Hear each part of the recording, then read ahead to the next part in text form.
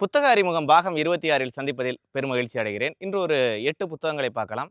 உலக புத்தக தினம் 2026ஐ முன்னிட்டு எதிர் வெளியீட்டில் ஒரு 8 புத்தகங்கள் வாங்கியிருந்தோம். அந்த 8 புத்தகங்களோட அறிமுகத்தை தான் நம்ம பார்க்க போகிறோம். இதில் கவிதை, நாவல் என கட்டுரை தொகுப்பு என பல புத்தகங்கள் இருக்கிறது. அந்த 8 புத்தகங்களுடைய அறிமுகத்தை இந்த தொகுப்பில் பார்க்கலாம். முதல்ல நம்ம பார்க்க போகிற நூலோட பேர் இயற்பியலின் 7 சுருக்க குறிப்புகள். கார்லோ ரூபில்லி அவர்கள் எழுதியிருக்கிறாங்க. தமிழில் சங்கரன் ரவிச்சந்திரன் அவர்கள் மொழிபெயர்த்திருக்கிறாரு.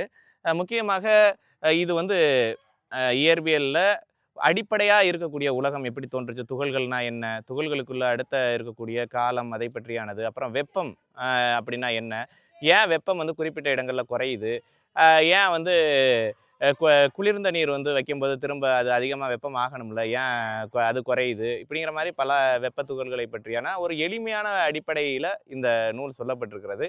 எனவே இந்த நூல் வாங்கப்பட்டிருக்கிறது. அடுத்த நூலை நம்ம பார்க்க போகிறோம். எரியும் சமவெளி. யுவான் ரூல்ஃபோ அவர்கள் எழுதியிருக்கக்கூடிய சிறுகதை தொகுப்பு. இதை வந்து இள சுபத்ரா அவர்கள் தமிழில் மொழிபெயர்த்திருக்கிறாங்க. மெக்சிகோ புரட்சிக்கு பிறகு வறுமை, போராட்டங்கள் பலவற்றை பற்றி படம் பிடித்து காட்டக்கூடிய ஒரு நூலாக இது இருக்குது. முக்கியமாக சொல்லணும்னா யுவான் ரூல்ஃபோவோட கத்திங்கிறது ஒரு முக்கியமான ஒரு லாவகமான கத்தி. அது வந்து சமூகத்தை அழகாக கூர்படுத்தி படம் பிடித்து காட்டுகிறது அப்படின்லாம் சொல்லியிருக்கிறாங்க. அதனால் இந்த சிறுகதை தொகுப்பு ஒரு முக்கியமான தொகுப்பு. மிக குறைவான பக்கங்களே எழுதி இருந்தாலும் நிறைய தாக்கத்தை ஏற்படுத்தி இருக்கிறார் யுவான் ரூல்ஃபோ. அவரை பற்றியான நூல் அது, அவரது சிறுகதை தொகுப்பு. இது டார்வினின் வாள் தூயன் அவர்கள் எழுதியிருக்கக்கூடிய ஒரு நூல்.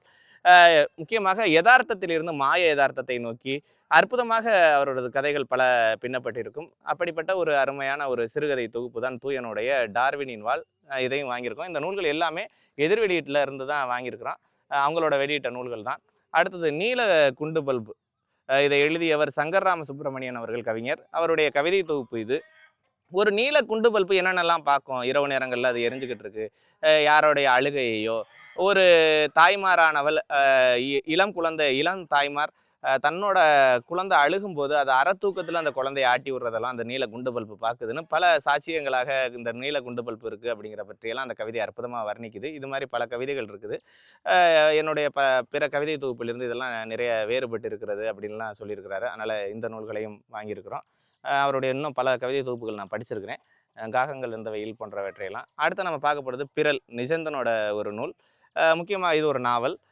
மன பிறழ்வை பற்றியான, அதாவது ஆண்களுக்கு பாலியல் தொல்லை ஏற்பட்டால் அதில் அவங்களோட மனநிலை எப்படியெல்லாம் பாதிக்கப்படும் அதை பற்றியெல்லாம் இது பேசுது. பாலியல் தொல்லைங்கிறது ஆண் பெண் அப்படின்னு பேதம்லாம் இல்லை, 2 பேருக்கும் ஒன்று தான். அதில் ஆண்களுக்கான பாலியல் தொல்லை பற்றி பேசுவதே இல்லை, அதை பற்றி பேசுகிறது. ஒரு நபரால் பாலியல் தொல்லைக்கு ஆளாகப்படும் சிறுவன் அதை தன்னோட டியூஷன் அக்காட்ட போய் அதை சொல்கிறான். அவங்களும் இதே மாதிரி அவன் மேலே பாலியல் கொடுமையை நிகழ்த்துறாங்க. அது அது அவனுக்கு எப்படிப்பட்ட ஒரு பாதிப்பை தருகிறது. முக்கியமாக குழந்தைகள் பெற்றோர்களிடம் சொல்லும்போது அவங்களுக்கு குரல்களுக்கு செவிசாய்க்காமல் அல்லது அவர்கள் மேலே குற்றச்சாட்டு சொல்றதுனால இன்னைக்கு பல சிறுவர்கள் பாதிக்கப்படுகிறார்கள். எனவே அவர்களது மனதை திறந்த மனதோட கேட்க வேண்டும் அப்படிங்கிறதெல்லாம் இந்த நூல் வலியுறுத்துது. எனவே இந்த நூலையும் நம்ம வாங்கியிருக்கிறோம். அண்மையில் தான் மறைந்திருந்தார் தோழர் நிஜந்தன் அவர்கள்.